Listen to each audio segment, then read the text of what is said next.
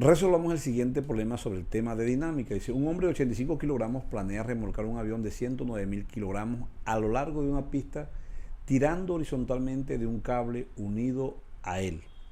Supongamos que en cambio intenta la hazaña tirando del cable con un ángulo de 9 grados por encima del horizontal, que el coeficiente de fricción estático entre su zapato y la pista es de 0.77. Nos preguntan cuál es la mayor aceleración que el hombre puede darle al avión. Suponga que el avión está sobre ruedas que gira sin ninguna resistencia friccional. Bueno, este problema nosotros lo resolvimos anteriormente cuando la cuerda estaba totalmente horizontal. Ahora tiene un ángulo de 9 grados de inclinación, ¿cierto?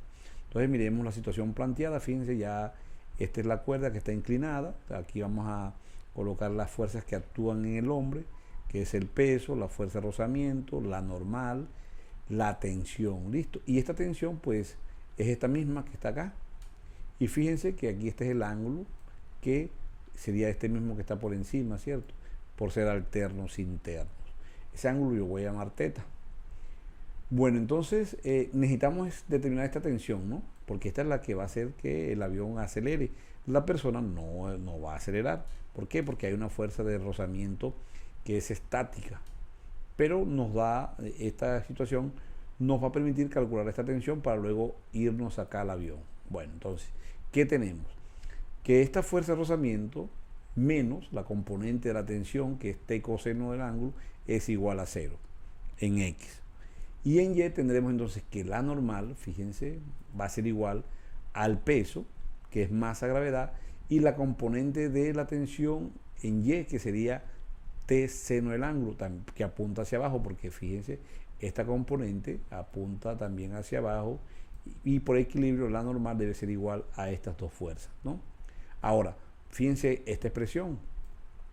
Esta fuerza de rozamiento es el coeficiente por la normal y la normal es esto, entonces lo colocamos, menos T coseno del ángulo y es igual a 0.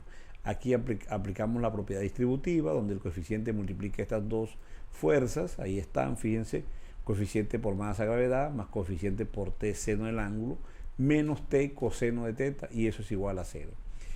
Ahora, esta expresión queda de este lado. ¿Y qué voy a hacer? Voy a pasar tanto esta como esta al otro lado.